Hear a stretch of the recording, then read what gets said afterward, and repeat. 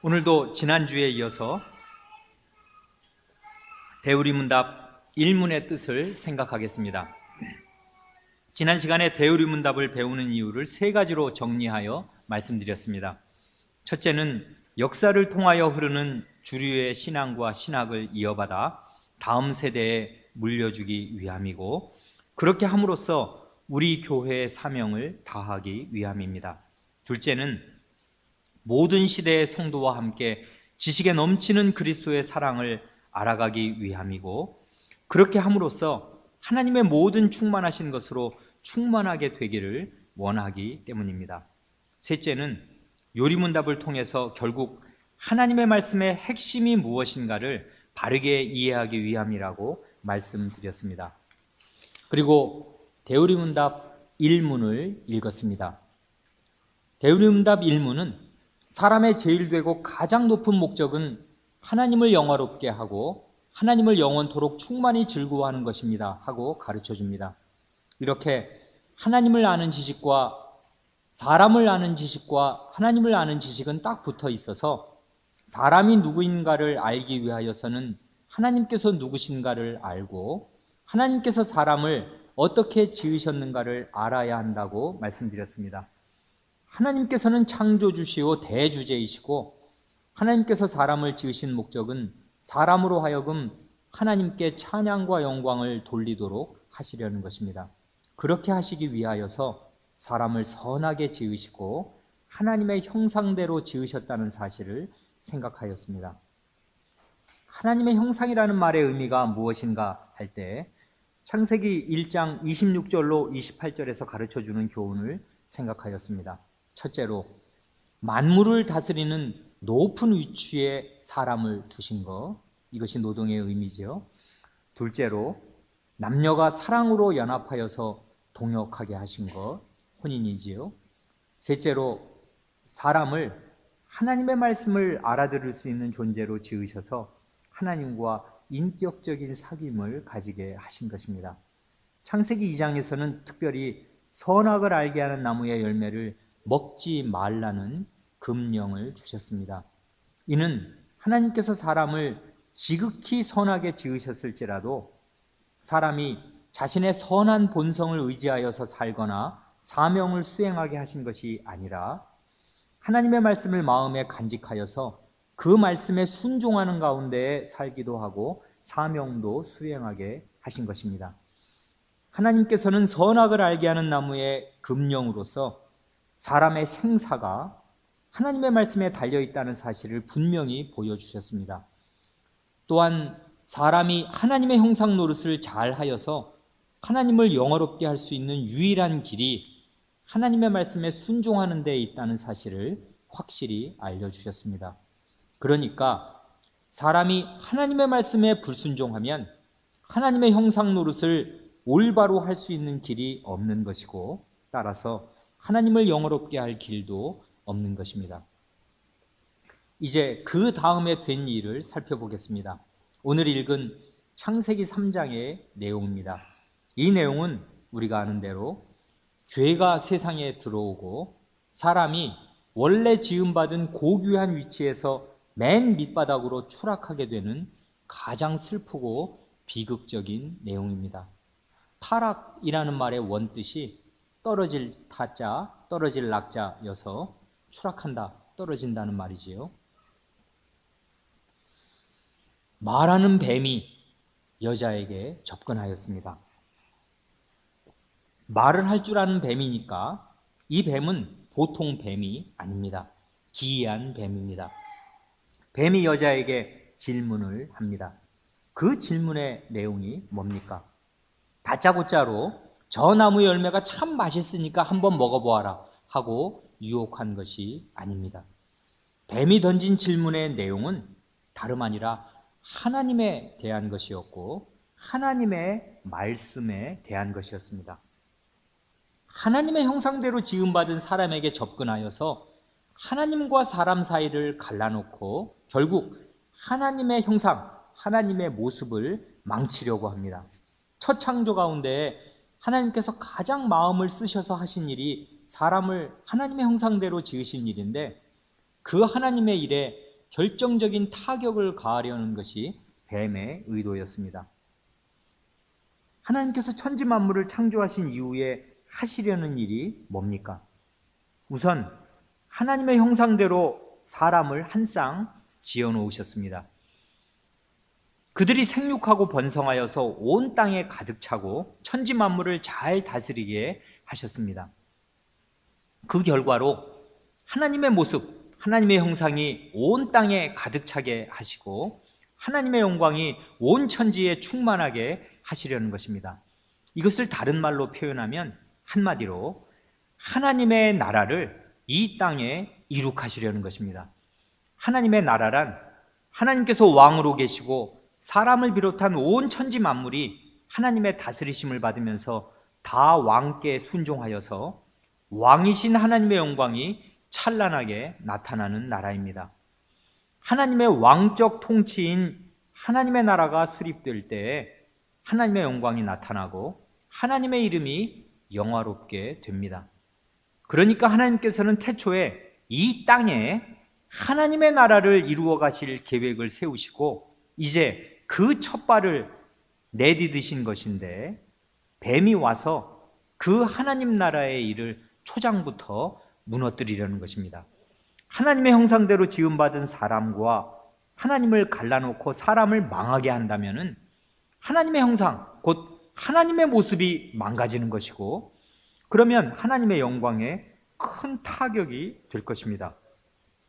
그렇게 되면 하나님의 나라가 이 땅 위에 세워지기가 어렵게 될 것입니다. 그러니까 하늘의 관점으로 보면 이 시험이 나라 대 나라의 전쟁이 아닐 수 없습니다. 하나님의 나라와 마귀의 국권이 사람을 가운데에 두고 일대 결전을 벌이는 형국입니다. 총칼로 싸우는 전쟁은 아니지만은 결과나 영향을 놓고 보면 총칼로 하는 전쟁보다 훨씬 더 심각한 영적인 전쟁입니다. 나라와 권세와 영광이 아버지께 영원히 있사옵나이다. 아멘 하고 우리가 찬송하고, 이게 송영이니까 찬송이지요. 찬송하고 또 주님 가르쳐 주신 기도니까 기도지요. 이렇게 찬송하고 기도하는데 이것이야말로 하나님의 나라와 권세와 하나님의 영광과 명예가 걸린 전쟁입니다. 그러나 우리의 가련한 시조 할머니는 자신이 지금 영적인 전쟁터에서 가장 무서운 원수를 마주대하고 있다는 사실을 몰랐습니다. 오늘날도 마찬가지입니다. 우리가 당하는 많은 시험이 이렇게 부드러운 형식으로 슬그머니 다가오기 때문입니다. 뱀은 교묘한 질문으로 덫을 놓았습니다. 여자가 하나님의 말씀에 대해서 어떤 마음 자세를 가지고 있는가를 시험하는 질문을 던졌습니다. 하나님이 참으로 너희더러 동산 모든 나무의 실과를 먹지 말라 하시더냐? 아니, 세상에 하나님께서 정말로 너희에게 동산에 있는 모든 나무의 열매를 못 먹게 하셨단 말이야? 하고 물은 것입니다. 이 질문 하나만 보더라도 뱀이 하나님을 아주 인정사정도 없는 분으로, 잔인한 압제자로 묘사하고 있다는 것을 알 수 있습니다. 하나님에 대해서 어떤 적의와 악감정을 가지고 있지 않다면 이런 말을 할 수 없을 것입니다. 마귀의 본심이 드러나 있는 질문입니다. 이런 질문을 들었을 때 만일 하와의 마음 상태가 하이델베르크 이름답 제6문에 있는 대로 자신의 창조주 하나님을 바르게 알고 마음으로 사랑하며 영원한 복락 가운데서 그와 함께 살고 그리하여 그분께 찬양과 영광을 돌리는 상태에 있었다면 어떻게 대답하였겠습니까? 뱀이 하는 소리를 들었을 때 대번에 아니 그런 소리가 어딨어? 우리 하나님을 어떻게 알고 그런 소리를 해? 하나님께서 내 남편에게 말씀하시기를 이 동산 각종 나무의 열매를 내 마음대로 먹어라 하고 허락하셨어. 그래서 우리가 지금까지 그 맛있는 열매들을 다 먹고 살아온 거야. 그렇지 않으면 지금까지 우리가 뭘 먹고 살았단 말이야? 우리가 매일 풀만 먹고 산 줄 알아? 어디서 그런 말도 안 되는 소리를 해? 하고 말하였을 것입니다. 그러나 하와의 대답을 보면 창조주 하나님을 바르게 알고 있지 못하다는 사실이 드러납니다. 하나님의 말씀을 남편을 통해 전해 듣기는 들어서 대충 알고 있기는 한데 아는 정도가 아주 부정확할 뿐만 아니라 하나님께서 그렇게 말씀하신 의도를 전혀 모르고 있다는 사실이 숨길 수 없이 드러납니다. 하와는 마음으로 하나님을 사랑하고 있는 상태가 아니었습니다. 그래서 마귀의 얼토당토하는 덫에 딱 걸려든 것입니다. 이 사실이 대단히 중요합니다. 온 인류를 파멸과 고통에 이 눈물 골짜기로 집어넣은 첫사람의 죄와 타락은 하나님의 말씀을 불순종한 데에서 왔는데, 그 불순종은 어디에서 왔는가 하면 창조주 하나님을 바르게 알지 못하고 마음으로 사랑하지 않은 데에서 온 것입니다. 그러고 있는 상태에서 뱀이 시험에 오니까 급소를 맞은 사람처럼 아무 힘도 못 쓰고 그냥 와르르 무너진 것입니다. 이처럼 오늘의 우리도 창조주 하나님을 바르게 알지 못하고 전심으로 사랑하지 않으면은 하나님의 말씀을 지킬 힘이 나올 데가 없는 것이고, 그렇게 되면 하나님을 영화롭게 할 길은 없는 것입니다. 하와의 대답은 이랬습니다. 동산 나무의 실과를 우리가 먹을 수 있으나 동산 중앙에 있는 나무의 실과는 하나님의 말씀에 너희는 먹지도 말고 만지지도 말라, 너희가 죽을까 하노라 하셨느니라. 하와는 선악을 알게 하는 나무를 동산 중앙에 있는 나무라고 합니다. 그 나무의 원래 이름도 제대로 모르는 것 같습니다. 선악을 알게 하는 나무라는 그 이름이 그 나무의 성격을 정확하게 알려주고 있는데 그 성격이 무엇인지는 잘 모르고 그냥 대충 위치로만 그 나무를 알고 있습니다. 하와는 동산 중앙에 있는 나무라고 하였지만 실은 동산 중앙에는 생명나무도 있지 않습니까? 그런데 그냥 동산 중앙에 있는 나무라고만 하면 그게 얼마나 부정확한 말이며 부정확한 인식입니까? 그동안 하와는 아담과 함께 다니면서 자기가 세상에 나오기 전에 아담이 지어놓은 모든 육축과 공중의 새와 모든 들짐승들의 이름을 하나하나 배웠을 것입니다. 그런데 정작 하나님께서 지어놓으신 선악을 알게 하는 나무의 이름은 제대로 기억하지 못합니다. 이 이름은 아담이 지은 게 아니에요. 하나님이 직접 지으신 나무 이름이란 말이에요. 생명나무와 함께. 그렇게 하나님의 말씀을 잘 모릅니다. 그 말씀에 순종하는 여부에 자기들의 죽고 사는 문제가 달려있고 더 나아가 온 인류의 생사가 걸려있는데도 그렇게 하나님의 말씀에 무관심합니다. 그런데 오늘날 세상에 있는 많은 사람들의 상태도 그와 똑같지 않습니까? 안 믿는 사람들은 차치하더라도 하나님을 믿고 사는 우리 자신은 하나님의 말씀에 충분하게 주의를 기울이고 있습니까? 우리의 생사가 걸려있는 하나님의 말씀의 그 의도를 정확히 잘 알고 있습니까? 하와는 지극히 선하게 지으심을 받았고 아직 타락하기 이전인데도 하나님을 사랑하는 마음이 옅어지면서 이런 희미한 상태에 떨어졌다는 사실에 주의할 필요가 있습니다. 그러니 이 악한 세상에서 태어나서 죄로 오염된 마음을 지니고 있는 우리가 하나님을 전심으로 사랑하지 않는다든지 하나님의 말씀을 마음 한복판에 새기고 살지 않는다면 무슨 수로 시험을 이길 것이며 무슨 수로 하나님을 영화롭게 할 수 있겠습니까? 하나님의 말씀에 대한 하와의 무지와 무관심은 그 나무의 이름을 잘 모르는 데에 그치는 것이 아닙니다. 하와는 이렇게 말합니다. 하나님의 말씀에 너희는 먹지도 말고 만지지도 말라, 너희가 죽을까 하노라 하셨느니라. 방금 전에는 그 나무의 이름을 빼먹더니 이번에는 하나님의 말씀에 임의로 어떤 것을 덧붙입니다. 덧셈 뺄셈이 자기 마음대로입니다. 제멋대로 하나님의 말씀을 가감합니다. 그러나 하나님께서는 그 나무의 열매를 먹지 말라고 하셨지 만지지도 말라는 말씀은 안 하셨습니다. 그런데 하와는 그 나무를 만지기만 하여도 큰일이 날 것처럼 생각합니다. 그렇게 말씀하신 하나님의 의도가 무엇인지 전혀 알지 못하는 사람처럼 말합니다. 그러나 그 나무를 두렵게 여겨서 계속 멀리하고 기피한다고 하여서 사람이 안전하게 되는 것이 결코 아닙니다. 하와와 아담이 그들의 결국이 그에 대한 뚜렷한 증명이 아닙니까? 오히려 그 나무를 볼 때마다 하나님의 말씀을 기억하고 마음에 새겨서 선과 악이 무엇인지를 참되게 깨닫고 생명나무 쪽으로 와야 했던 것입니다. 그런데 이런 문제가 비단 하와 한 사람만의 문제만이 아닙니다. 이후의 역사를 보면 출애굽 이후로 어느 때부터 이스라엘 백성도 하와와 비슷한 만지지도 말라 이런 식의 미신적인 생각에 빠졌습니다. 하나님께서 십계명의 3계명에서 너는 너의 하나님 여호와의 이름을 망령되이 일컫지 말라. 나 여호와는 나의 이름을 망령되이 일컫는 자를 죄 없다 하지 아니하리라 말씀하셨습니다. 망령되이라는 말은 무가치하게, 헛되게, 쓸데없이 라는 뜻입니다. 하나님의 이름을 헛되이 부르는 자는 하나님께서 정죄하신다고 말씀하십니다.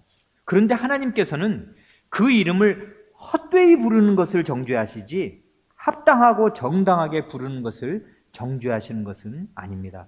예배가 바로 하나님의 이름을 합당하게 부르는 행위 아니에요. 찬송과 기도가 모두. 그렇지만은 이스라엘 백성은 두려운 나머지 아예 여호와라는 성호를 입에 올리지만 않으면은 여호와의 이름을 망령되이 일컫지 말라고 그랬으니까 그러면 제3계명을 어길 일이 없을 거 아니냐 하는 식으로 아주 소극적으로 생각하였습니다. 그래서 정말로 여호와라는 발음 자체를 발설하는 일을 극력 회피하였습니다. 애초에 히브리어는 모음을 표기하지 않고 자음만 표기하였습니다. 그러니까 구약 성경을 읽을 때 눈으로는 거기에 쓰여 있는 자음만 보고 입으로는 그 자음에 알맞은 모음을 붙여서 읽어나갑니다. 그런데 옛날의 유대인들은 구약 성경에서 여호와, 여기는 지금 모음이 없는 자음만 4글자거든요.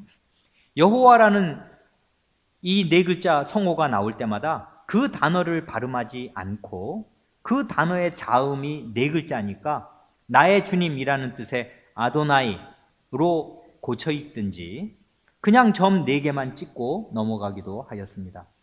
그렇게 몇 세대를 지나다 보니까 원래 그 단어에 어떤 모음을 붙여서 읽는 것인지 아는 사람이 한 사람도 없게 되었습니다. 평생 태어나서 그 성호를 들어본 적이 한 번도 없으니까 어떻게 알겠습니까?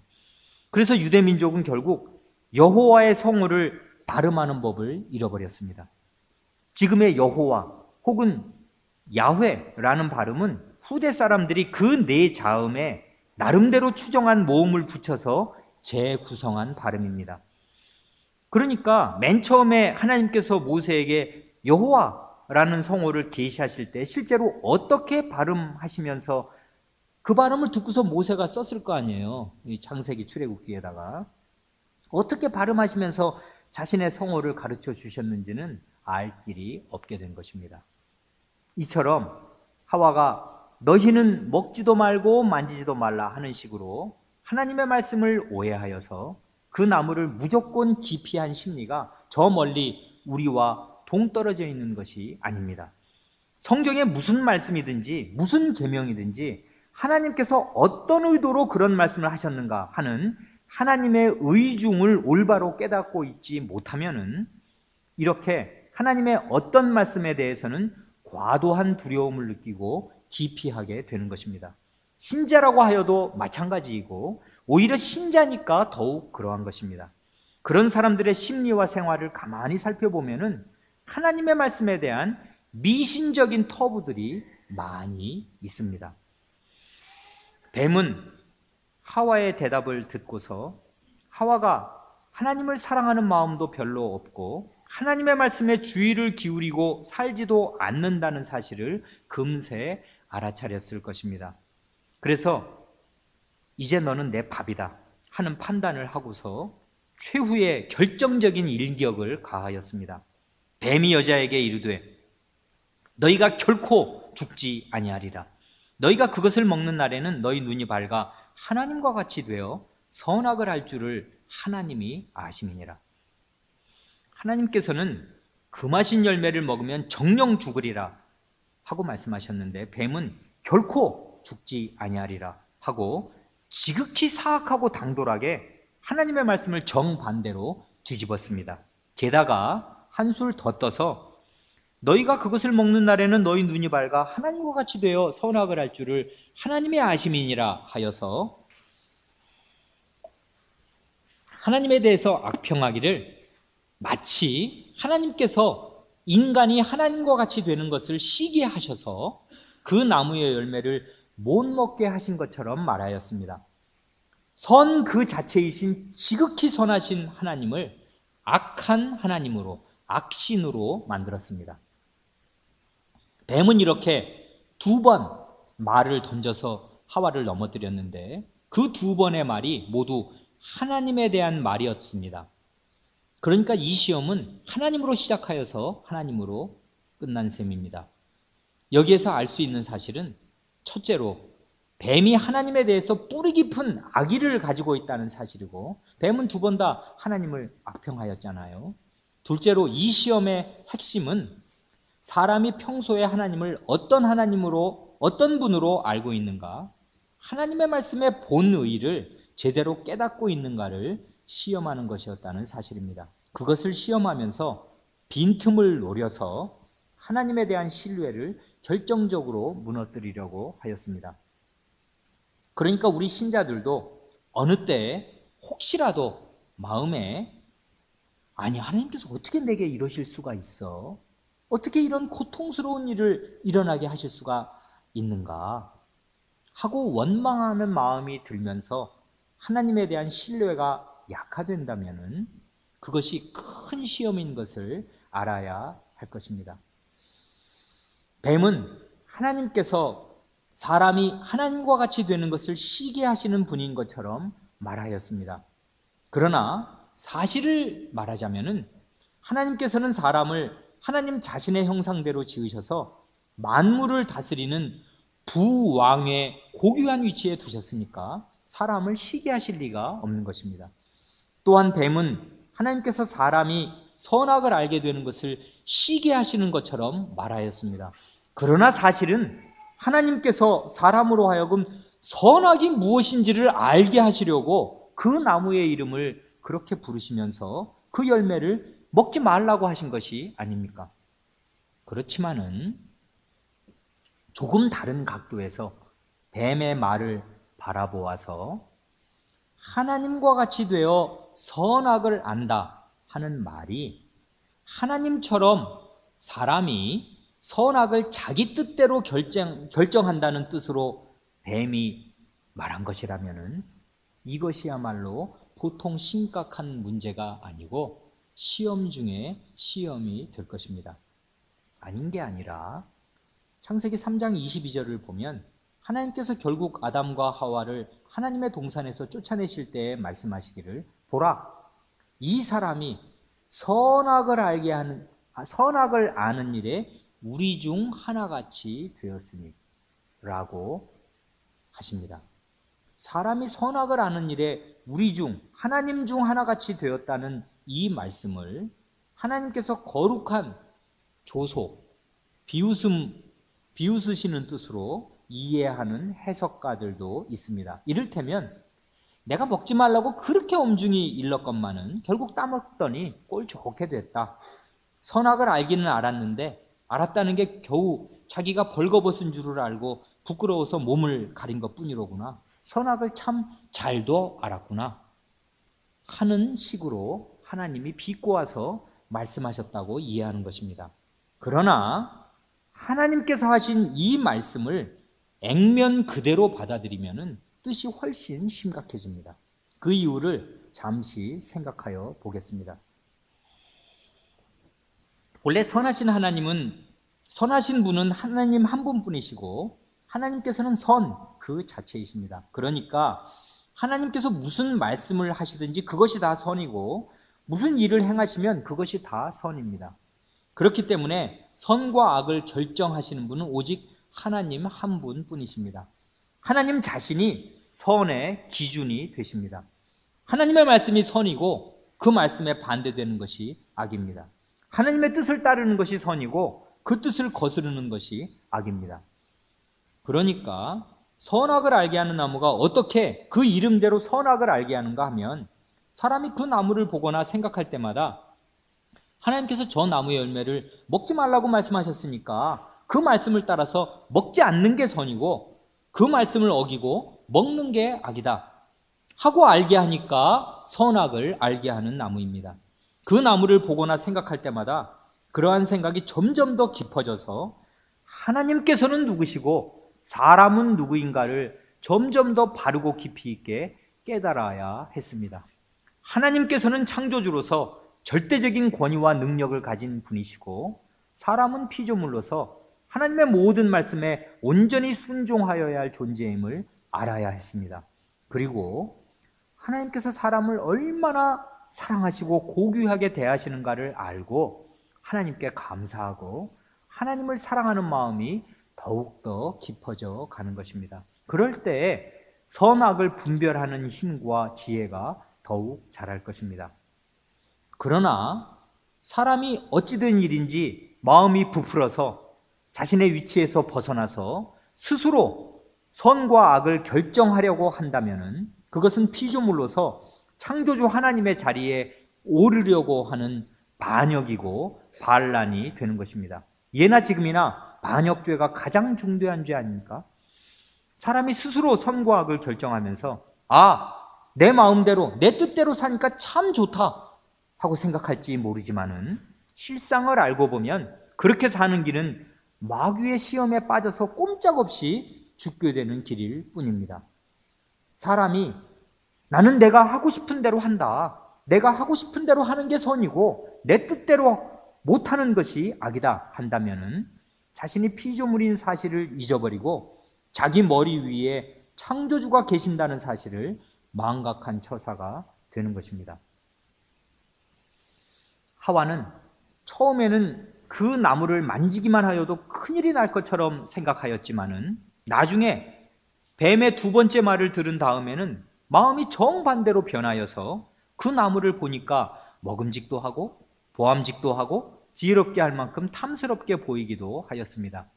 이것이 연약한 사람의 마음이고 탐심이 부리는 일종의 마술입니다. 하나님을 사랑하는 마음이 약하여지거나 하나님의 말씀의 뜻을 확실히 깨닫고 있지 못하면은 얼마 전까지만 해도 그렇게 하였다가는 큰일 날 줄 생각하였던 일이 만지지도 말라, 달리 생각하면 한번 해볼 만한 일로, 더 나아가 아주 좋은 일로 생각되기도 하는 것입니다. 이렇게 탐심이 사람의 마음에 자리를 잡으면 왕왕 인식론상의 도착이 일어나는 것입니다. 정신이 거꾸로 돌아가는 것이죠. 그래서 요한 사도는 요한일서 2장 15, 16절에서 이 세상이나 세상에 있는 것들을 사랑치 말라. 누구든지 세상을 사랑하면 아버지의 사랑이 그 속에 있지 아니하니 이는 세상에 있는 모든 것이 육신의 정욕과 안목의 정욕과 이생의 자랑이니 다 아버지께로 쫓아온 것이 아니요 세상으로 쫓아온 것이라 하고 말합니다. 하나님을 사랑하는 것과 세상을 사랑하는 것은 상극입니다. 그런데도 교회에 속한 많은 사람들이 이 세상과 세상에 있는 것들을 사랑합니다. 육신의 정욕, 먹음직도 한 거지요.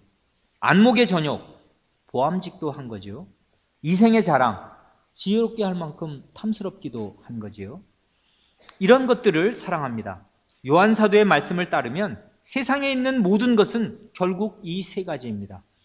이 세 가지를 한마디로 말하면 탐심이고, 탐심은 곧 우상숭배입니다. 왜 탐심이 우상숭배인가 하면 탐심이나 우상숭배나 모두 하나님 이외에 다른 어떤 것에서 자신의 만족과 안전을 구한다는 점에서 똑같기 때문입니다. 그런데 요한 사도가 지금 이 두려운 권고를 누구에게 하는 것입니까? 하나님을 안 믿는 사람들에게 하는 겁니까? 그것이 아니고 교회 안에 있는 신자들이 하와처럼 육신의 정욕과 안목의 정욕과 이생의 자랑을 사랑하여서 그것을 따라가는 것이 죽을 길인 줄은 모르고 도리어 그것이 있으면 참 좋겠다 하는 탐심을 품고서 그런 것을 얻으려고 애쓰는 것입니다. 이렇게 하나님을 전심으로 사랑하는 대신에 세상을 사랑하거나 하나님의 말씀을 어려서부터 들어서 알기는 아는데 하와처럼 대충 적당하게 알고 세상에 있는 것도 사랑하는 식으로 두 길 보기를 하는 사람, 두 마음을 품은 사람은 하나님을 영화롭게 할 길이 없는 것은 물론이고 결국 자신의 영원한 생명과 안전도 보장받지 못하는 것입니다. 망하는 것입니다. 결국 하와는 하나님께서 금하신 그 나무의 열매를 따먹고 자기와 함께한 남편에게도 주어서 그도 먹었습니다. 이렇게 하여서 첫사람은 하나님께서 명백하게 금하신 명령을 어김으로써 범죄하였고 원래의 고귀한 위치에서 떨어져 타락하였습니다. 여기에서 다시금 이 첫 범죄의 성격을 잘 생각해 볼 필요가 있습니다. 이렇게 하나님의 계명을 어겨서 죄를 지으면 하나님을 영화롭게 할 길이 없기 때문입니다. 첫 범죄의 성격을 두 가지로 나누어서 말씀드리겠습니다. 첫째는 하나님 말씀에 대한 불순종이요, 둘째는 사람이 자율적인 존재가 되려고 한다는 것입니다. 이 두 가지가 첫 범죄의 성격입니다. 첫째로 첫사람 자신과 그 이후에 올 전 인류를 절벽 아래로 떨어뜨리는 끔찍한 결과를 남긴 이 첫 범죄의 성격은 말하자면 도덕적인 것이 아니었습니다.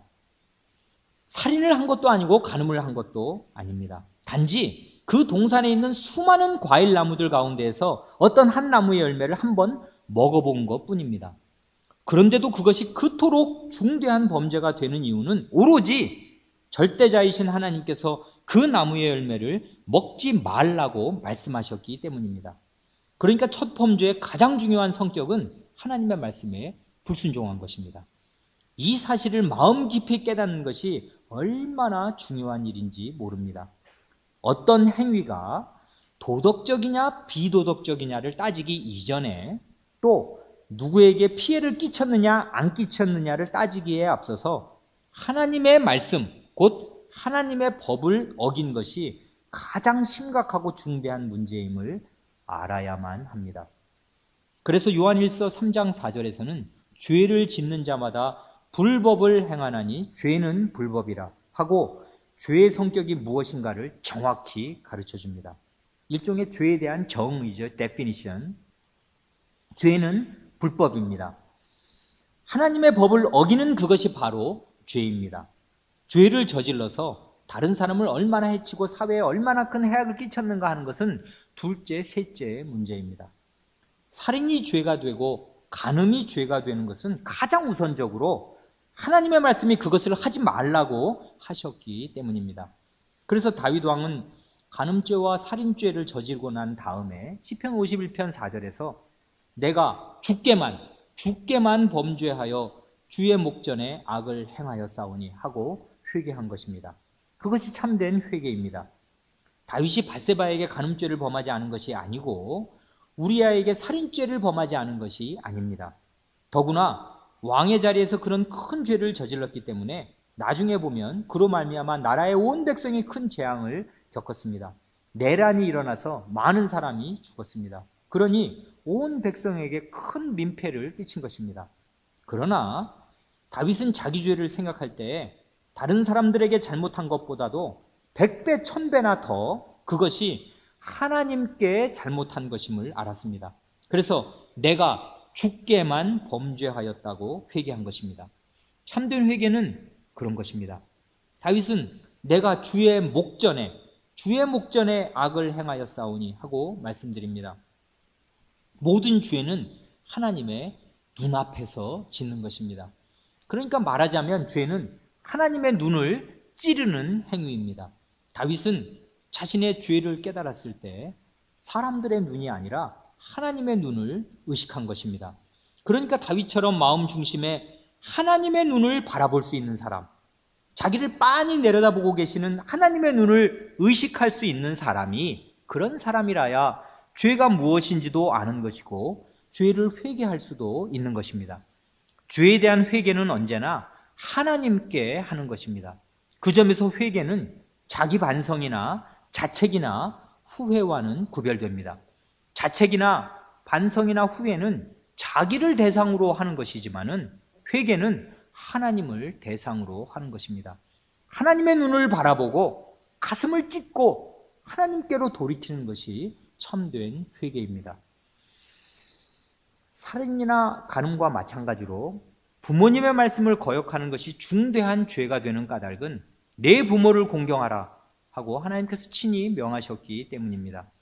하나님께서는 또한 안식일을 기억하여 거룩히 지키라고 말씀하셨습니다. 안식일을 하루 온종일 거룩히 지키지 않는다면 하루 온종일, 이 말이 대단히 중요한 말입니다. 그것이 살인이나 간음보다 가벼운 죄가 되는 것이 아닙니다. 오히려 제4계명이 6계명이나 7계명보다 먼저 나옵니다. 주일에 예배를 2번 드렸다고 하여서 그것으로 4계명을 지킨 것이 아닙니다. 그러니까 주일 예배 2번 참석한 것은 4계명을 지키는 필요 조건이지 충분 조건이 아닙니다. 주일을 하루 온종일 거룩히 구별하여서 지켜야 4계명을 지킨 것입니다. 그러니까 우리 교회는 5시에 오후 예배 드리고 나서 그 이후 시간이 대단히 중요한 것입니다. 그것이 각 사람이 4계명을 진정으로 순종하느냐 하는 하나의 시금석이 될 것입니다. 주일 오후 예배를 드리고 가서 어떻게 시간을 보내는가를 잘 생각하여 보시기 바랍니다. 그게 우리 교회의 하나님 말씀 순종하는 질입니다. 그게 우리 교회의 수준입니다. 내가 주일 저녁 오후 예배 드리고 난 이후의 시간 12시까지 어떻게 보내는가 하는 거. 그게 하나님 말씀 순종, 교인들이 다 불순종하고 있는데 그 교회가 어떻게 거룩한 교회가 되며 어떻게 하나님이 그 교회에 복을 주시겠습니까? 하루 온종일, 주일은 24시간이거든요. 이 24시간을 잘 지키는 것이 얼마나 중요한 일인지 알 수가 없습니다. 민수기 15장을 보면 이스라엘이 광야 생활을 할 때 어떤 사람이 안식일에 나무를 하였습니다.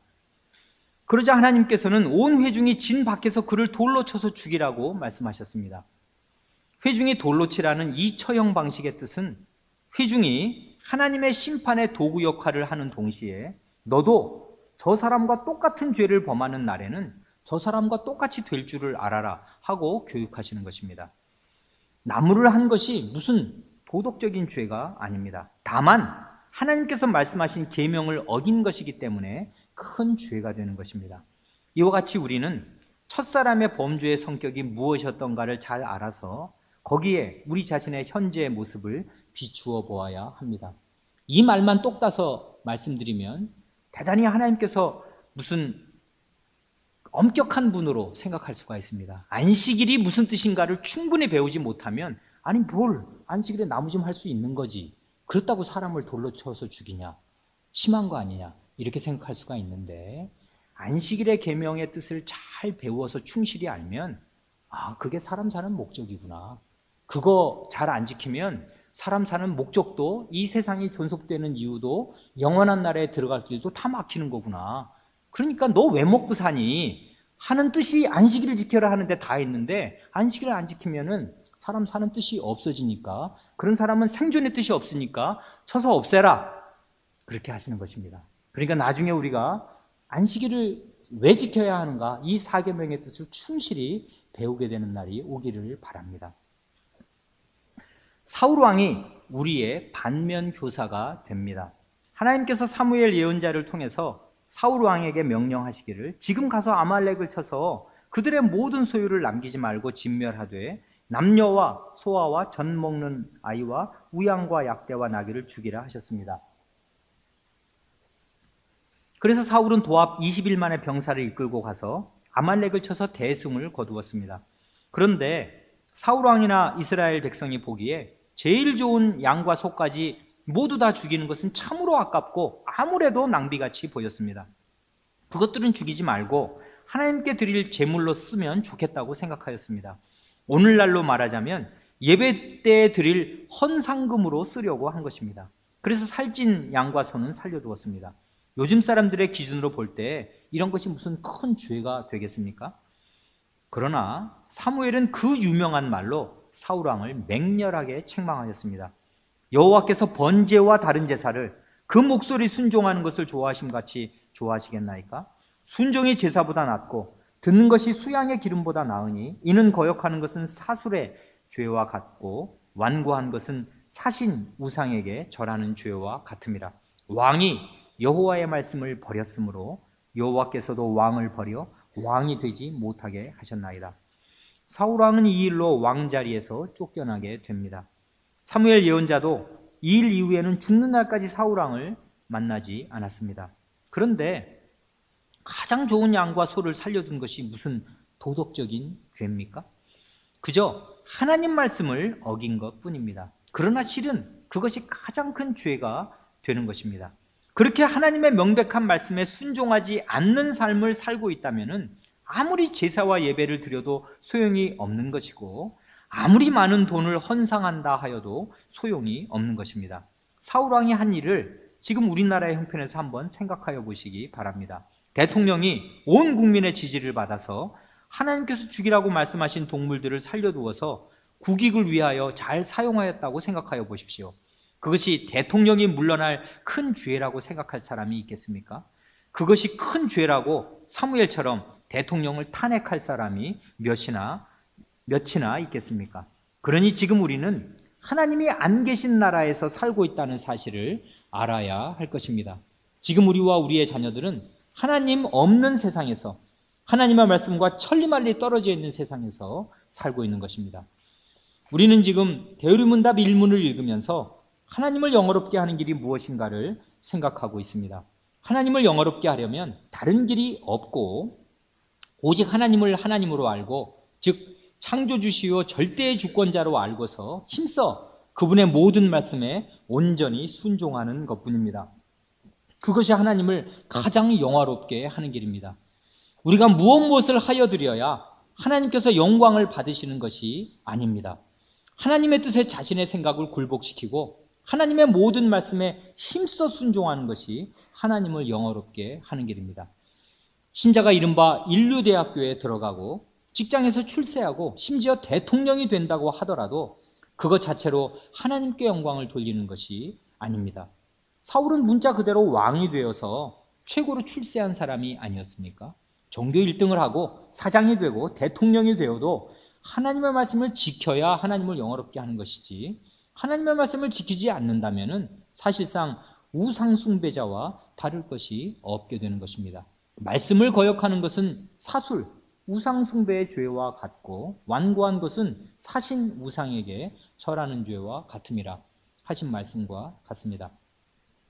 우리 주님께서는 마태복음 5장 16절에서 이같이 너희 빛을 사람 앞에 비치게 하여 저희로 너희 착한 행실을 보고 하늘에 계신 너희 아버지께 영광을 돌리게 하라 말씀하셨습니다. 이 말씀대로 하나님께 영광을 돌리려면 착한 행실, 곧 선행을 하여야 하는데, 선행이란 하이델베르크 율문답 91문을 따르면 참된 믿음으로 하나님의 율법을 따라서 그리고 그의 영광, 하나님의 영광을 위하여 행한 것만을 선행이라 하며 우리 자신의 생각이나 사람의 계명에 근거한 것은 선행이 아닙니다. 그러니까 한마디로 선행이란 하나님의 계명을 잘 지키는 것입니다. 그런데 하와처럼 하나님의 계명을 부정확하게 알든지 그 계명의 뜻을 피상적으로 알면 결국 계명을 지킬 수가 없게 됩니다.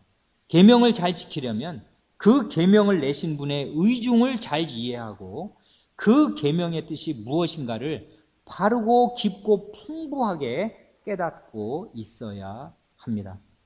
아까 아말렉 다 죽이라는 그 하나님의 뜻 말씀이 이스라엘 역사를 다 담고 있는 거거든요. 나중에 출애굽 때서부터 나중에 에스더에 이를 때까지. 그러니까 그 명령이 잔인한 명령이 아니고 그 명령을 순종하는 게 왜 중요한가 하는 하나님의 의중을 이 사람이 알아야 하는데, 대통령이니까 왕이니까 알아야 할 거 아니에요. 그 명령을 수행하려니까 그 통수권자의 뜻을 알아야 하는데 이 사람이 그걸 모른 것입니다. 그러니까 그 말씀을 지킬 수가 없고 탐심이 사로잡아서 그 말씀을 어기게 된 것입니다. 우리도 똑같습니다. 하나님의 계명은 그런데 결국 하나님의 나라를 지향하고 있습니다. 하나님의 영광이 나타나는 거룩한 사회를 지향합니다. 단순히 몇몇 가지의 외면적인 행위를 규제하는 것이 아닙니다. 뭐 해라 하지 말아라 이런 게 아닙니다. 하나님께서는 하나님의 영광으로 가득한 하나님의 나라를 세우시기 위해서 계명을 주신 것입니다. 선악을 알게 하는 나무의 열매는 먹지 말라는 계명도 뭘 하지 말라는 금지 명령의 형식으로 주셨는데, 십계명도 제5계명을 제외하고는 모두 무엇을 하지 말라는 금지의 형식으로, 금령의 형식으로 되어 있습니다. 무엇을 하지 말라는 소극적인 계명의 형식의 계명은 반드시 뭘 하라는 적극적인 짝을 그 배면에, 그 뒷면에 가지고 있습니다. 가령 너는 나 외에는 다른 신들을 내게 있게 말지니라 하는 1계명은 결국 마음을 다하고 목숨을 다하고 뜻을 다하여 주 너의 하나님만 사랑하라는 뜻 아닙니까? 그러니까 하나님의 계명을 지키는 선행을 하여서 하나님을 영화롭게 하기 위하여서는 그 계명의 뜻을 배우는 데에서 자꾸 자라가야 합니다.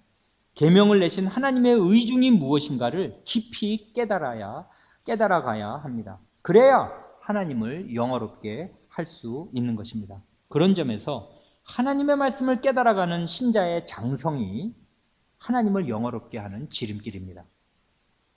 둘째로, 이 첫 범죄의 성격은 한마디로 사람이 피조물인 자신의 위치를 벗어나서 자유를 추구한 것이라는 사실입니다. 자율이란 자기가 스스로 자기의 법률이 되는 것을 말합니다. 내가 내 자신을 율한다 하는 거지요. 자기 위에 자기가 지키고 따라야 할 법이 있는 게 아니라 내가 하고 싶은 대로 하는 것이 내게 법이다 하는 태도로 사는 것을 말합니다. 무엇이 선이고 무엇이 악인지를 자기 자신이 결정하려고 하는 것입니다. 인류의 모든 죄와 그 죄로 인한 악들, 곧 그 무수한 불행과 재앙은 우리 할아버지 할머니인 아담과 하와가 창조주 하나님을 바르게 알지도 않고 마음으로 사랑하지도 않고 있다가 결국 자기 마음에서 하나님을 밀어내고 자기가 자기 인생의 주인이 되어서 자율적인 존재로 살려는 데에서 나왔습니다. 하나님의 권위를 인정하지 않고 스스로 자율적인 존재가 되려고 한 것이 모든 비극의 출발점이 되었습니다. 하나님의 말씀이 그러한 사실을 여러 군데에서 가르쳐 줍니다. 그 중에서 한 군데인 로마서 1장 18절을 보면 하나님의 진노가 불의로 진리를 막는 사람들의 모든 경건치 않음, 불경건이죠. 경건치 않음과 불의에 대하여 하늘로조차 나타나나니라고 하여서 경건치 않음과 불의가 나란히 언급됩니다. 이렇게 불경건과 불의는 동전의 양면처럼 딱 붙어 있습니다. 불경건이란 마음에 하나님을 하나님으로 모시지 않고 함부로 대하거나 하나님 없이 사는 것을 말합니다. 한마디로 하나님에 대한 태도입니다. 그에 비해서 불의는 물론 하나님에 대해서도 나타날 수 있지만 많은 경우에 사람에 대한 태도라고 할 수 있습니다. 중요한 것은 모든 불의의 뿌리는 불경건이라는 사실입니다. 불경건에서 모든 불의가 나옵니다. 마음에 하나님이 없는 사람은 그 결과로 갖가지 불의를 행하고 살게 되는 것입니다. 그래서 로마서 그 뒤에 나오는 1장 28절로 31절에서도 또한 저희가 마음에 하나님 두기를 싫어하며 하나님께서 저희를 그 상실한 마음대로 내어버려 두사 합당치 못한 일을 하게 하셨으니 곧 모든 불의, 추악, 탐욕, 악의가 가득한 자요 시기, 살인, 분쟁, 사기, 악독이 가득한 자요 수근수근하는 자요 비방하는 자요 하나님의 미워하시는 자요 이것을 하나님을 미워하시는 자요 라고 읽어도 됩니다. 하나님을 미워하는 자요, 능욕하는 자요. 요즘에는 특히 욕이 문제가 되잖아요. 청소년들이 욕을 입에 달고 살잖아요. 교만한 자요, 자랑하는 자요, 악을 도모하는 자요, 부모를 거역하는 자요, 우매한 자요, 배약하는 자요, 무정한 자요, 무자비한 자라 하고 말씀합니다. 이 29절로 31절에서 조목조목 열거하는 모든 불의한 일들은 28절, 그 위에 있는 28절에서 가르치는 대로 사람이 마음에 하나님 두기를 싫어하는 데에서 말하자면 불경건에서 나온 것입니다. 반대로 우리가 참되게 회개하고 거듭나서 참된 그리스도인이 되어서 우리의 이웃과 형제를 사랑할 수 있게 되었다면 그 이웃사랑은 하나님을 사랑하는 마음에서 나오는 것입니다. 그러니까 크고 첫째 되는 계명, 곧 하나님을 사랑하라는 계명과 둘째 계명, 곧 이웃을 내 몸과 같이 사랑하라는 계명은 딱 붙어 있는 것입니다. 그래서 주님께서도 둘째 계명은 그와 같으니, 첫째와 같으니 라고 말씀하신 것입니다. 그와 같다는 말은 이 둘째 계명이 결국 크고 첫째 되는 계명과 같다는 말씀인데, 같은 이유는 하나님을 참되게 사랑할 때에만 그 사랑으로 이웃을 사랑할 수 있기 때문입니다.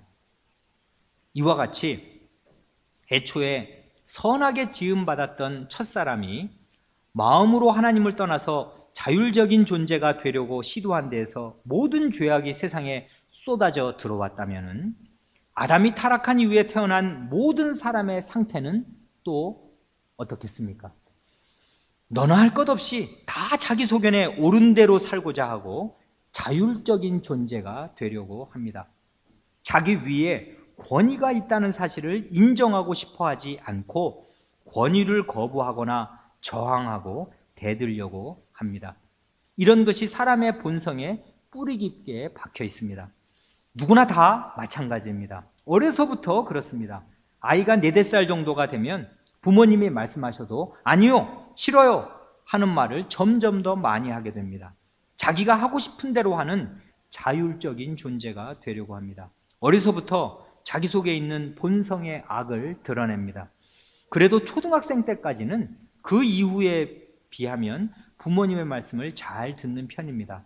아직은 몸도 약하고 어리고 모든 면에서 부모에게 의존되어 있기 때문입니다. 그러다가 중고등학생이 되면 점점 더 부모님의 말씀을 듣기를 싫어하고 잔소리로 여기다가 대학생 나이가 되면 이제 자기가 다 컸다고 생각합니다. 더 이상 마음 중심의 부모님을 권위로 여기지 않습니다. 내가 다 알아서 해요, 상관 마세요 하는 말을 쉽게 합니다. 자율적인 존재로 살아가려는 것입니다. 자기 위에 권위가 없는 듯이 자기 뜻대로 살려고 합니다. 특히 현대인인 우리는 이 사실을 더욱 깊이 생각할 필요가 있습니다. 오늘날 우리에게 너무나도 익숙한 이 현대 서구 사회의 정신은 1789년에 프랑스 혁명에서 시작되었습니다. 일반 세계사에서는 프랑스 혁명을 인류 역사에서 매우 가치 있는 사건으로 가르칩니다. 그래서 이름도 대혁명, 프랑스 대혁명이라고 합니다. 프랑스 혁명의 중심 사상인 자유평등 박애를 상징하는 삼색기가 프랑스의 국기가 되었습니다. 그러나 프랑스 혁명의 실제 표현은 사람들이 이렇게 하고 일어난 거예요. 하나님도 없고 주인도 없다 하는 것이었습니다. 프랑스인들은 그때 부패한 군주 루이 16세를 단두대에 처형시키는 동시에 마음에서 하나님도 지워버렸습니다. 하나님도 없고 주인도 없다. 하나님도 없고 이제는 황제도 없다. 그러는 거니까요. 부패한 권위를 혁명으로 타도하면서 정당한 권위까지도 내다버렸습니다. 주권을 가지신 하나님을 폐위시키고 자유의지를 가진 인간이 그 보좌에 앉았습니다. 이제 모든 것을 결정하는 것은 인간의 의지입니다. 모든 권력과 권위가 인간에게서 나옵니다. 민주주의 사회가 다 그거잖아요. 국민이 주인이다 하는 거 아니에요. 그 결과 하나님을 믿는 종교는 더 이상 세계와 생활의 중심이 아니고 저 구석으로 밀려났습니다. 그 전까지는 로마교가 아무리 부패하였다고 하더라도 종교가 모든 생활의 중심이었습니다. 하나님의 존재를 공개적으로 부인하면 정상적인 사회생활이 불가능하였습니다. 16세기의 로마교가 극도로 부패하여져서 종교개혁이 일어나게 되었다고 하지만은 그 당시만 하여도 공개적으로 삼위일체를 부인하면 화형을 당하였습니다. 유럽에서 살 길이 없었어요. 그만큼 그때의 세계는 하나님 중심의 세계였습니다. 그러나 그 후 200여 년이 지나는 사이에 세상의 정신은 완전히 뒤바뀌었습니다. 인간의 주인은 인간 자신이라고 선언하는 프랑스 혁명의 정신이 현대사회를 지배하고 있습니다. 인간의 자율성, 자율적인 인간을 선언합니다. 여기에 다윈의 진화론과 과학기술의 비약적인 발전이 더해지면서 물질주의와 마르크스주의적인 유물론이 득세하게 되었습니다. 현대 과학과 의학은 이러한 유물론 위에 세워져 있습니다. 그러니까 병원에 가면 우리 인간을 완전히 몸으로만 대하잖아요. 살덩어리, 분석이 가능하고 잘라 쪼갤 수 있는. 그 결과 요즘의 대학생들 가운데에는 영혼의 존재를 아예 믿지 않는 사람들이 부지기수입니다. 영혼이란 없는 것이고 인간의 마음이나 정신이란 뇌파라는 뇌파동, 그러니까 두뇌의 전기작용일 뿐이라고 믿습니다. 이렇게 마음에서 하나님을 완전히 몰아내고 마음에 하나님 두기를 싫어하는 결과가 어떻게 되었습니까? 지난 400~500년이요. 갈수록 더욱더 끔찍한 갖가지 불의를 자행할 뿐입니다. 불경건에 불의를 쌓고 더 쌓을 뿐입니다. 예전 같으면 상상하기도 어려운, 사람인지 짐승인지 구별하기도 어려운 엽기적인 범죄들이 하루가 멀다 하고 일어납니다. 사회가 갈수록 악화되어서 사람이 살 수 없는 사회가 되어갑니다. 우리 자신과 우리의 자녀들도 그런데 다 현대인이라는 사실입니다. 하나님을 밀어낸 세상에서 살아가고 있습니다. 우리는 많은 부분에서 교회화이기 이전에 사회화입니다. 알게 모르게 이 현대 사회를 틀지어 놓은 무신론의 영향, 하나님을 치워버리는 그런 영향을 많이 받고 살아갑니다. 그 결과 가운데 하나로서 권위를 싫어합니다. 아내는 남편의 권위를 싫어하고 자녀는 부모의 권위를 달가워하지 않습니다. 교인들도 교회 당국의 권위를 잘 인정하지 않습니다. 시민은 정부의 권위를 싫어하고 대부분의 사람들이 하나님의 권위를 인정하지 않습니다. 종교란 그저 심리적인 위안을 주는 여러 방안들 가운데 한 가지일 뿐이라고 치부합니다. 그래서 종교시설, 곧 교회나 성당이나 절에 나가서 자기 마음의 위안이나 힘을 얻으려고 할 뿐이지 자신의 전부를 절대자 앞에 내려놓고 그 모든 뜻을 따라서 살아야 마땅한 존재다 하는 생각은 하지 않습니다. 그러므로 현대인인 우리는 본래는 그렇지 아니하니라 하신 주님의 말씀을 따라서 하나님께서 원래 사람을 어떻게 지으셨는가를 되새기고 또 되새길 필요가 있습니다. 이러한 현대인의 정신을 씻고 또 씻어서 깨끗하게 버리지 않는 한 하나님을 영화롭게 할 길은 없는 것입니다. 하나님께서는 결코 만홀히 여김을 받으시는 분이 아니기 때문입니다. 다 같이 대의문답 1문을 낭독하고 마치겠습니다. 1문, 사람의 제일 되고 가장 높은 목적이 무엇입니까? 답.